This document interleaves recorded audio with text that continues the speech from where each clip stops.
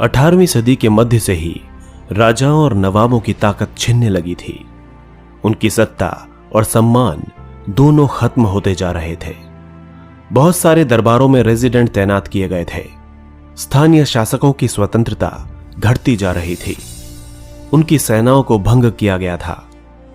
उनके राजस्व वसूली के अधिकार व इलाके एक एक करके छीने जा रहे थे। बहुत सारे स्थानीय शासकों ने अपने हितों की रक्षा के लिए कंपनी के साथ बातचीत भी की। उदाहरण के लिए झांसी की रानी लक्ष्मीबाई चाहती थीं कि कंपनी उनके पति की मृत्यु के बाद उनके गोद लिए हुए बेटे को राजा मान ले। पेशवा बाजीराव द्वितीय के दत्तक पुत्र नाना साहब ने भी कंपनी से आग्रह किया कि उनके पिता को जो पेंशन मिलती थी वो मृत्यु के बाद उन्हें मिलने लगे। अपनी श्रेष्ठता और सैनिक ताकत के नशे में चूर कंपनी ने इन निवेदनों को ठुकरा दिया। अवध की रियासत अंग्रेजों के कब्जे में जाने वाली आखिरी रियासतों में से एक थी। 1801 में अवध पर एक सहायक संधि थोपी गई और 1856 में अंग्रेजों ने उसे अपने कब्जे में ले लिया। गवर्नर जनरल डलहौजी ने ऐलान कर दिया कि रियासत का शासन ठीक से नहीं चलाया जा रहा है, इसलिए शासन को दुरुस्त करने के लिए ब्रिटिश प्रभुत्व जरूरी है। यानी अंग्रेज सभी रियासतों पर अपना कब्जा चाहते थे।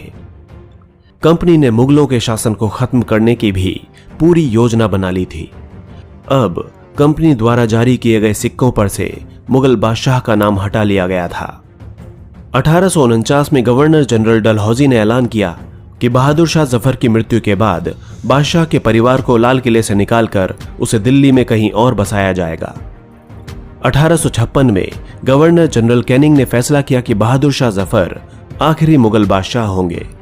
उनकी मृत्यु के बाद उनके किसी भी वंशज को बादशाह नहीं माना जाएगा, उन्हें केवल राजकुमारों के रूप में मान्यता दी जाएगी। और इस तरह अंग्रेजों ने एक एक कर रियासतों और साम्राज्यों का अंत किया और अपना स्वामित्व पूरे भारत में स्थापित कर लिया। किसान और सिपाही। गांव में किसान और जमींदार भारी भरकम लगान और वसूली के सख्त तौर तरीकों से परेशान थे। बहुत सारे लोग